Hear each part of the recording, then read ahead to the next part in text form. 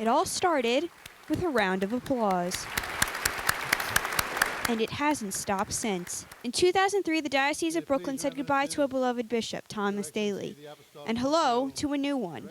As he looked out at the many faces of Brooklyn and Queens, Bishop Nicholas DiMarzio realized he wasn't in Camden, New Jersey anymore. Initially, there's a lot of fear and trepidation, right? It's a big diocese. It's a very diverse diocese. There are a lot of people in the diocese, and there's a lot of unknown factors, and you're trying to figure out what do you do? Immediately, the bishop set to work, first focusing on vocations throughout the diocese. Hoping to increase the number of seminarians, he established the House of Discernment, where young men could get the space they need to consider a religious calling. He knew, because of his work with immigrants, that it's a lot to ask of some kid who's recently come to this country, whose parents have just recently come to this country, to say, you know what, you're going to go to study to be a priest, and you're going to go for 8 or 9 or 10 years.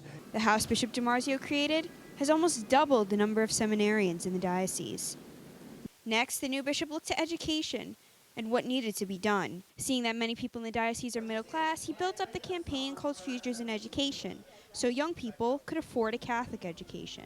We went from raising maybe $4 million a year for education to over $8 million for Futures to give out scholarships. And through DeSales Media Group, NetTV's parent company, they created a way for young kids to learn through technology. Because young people now, they don't stand in front with a teacher in front of 65 students in a class. They're learning in different ways, and so we're helping to connect them to the information superhighway. Of course, the list for his accomplishments is endless, but for those who know him best, they say the humble shepherd would shun any praise. If you were to ask him, he would simply say, I am a useless servant. I've only done what I was asked to do. Reporting for Currents, I'm Katie Anguser.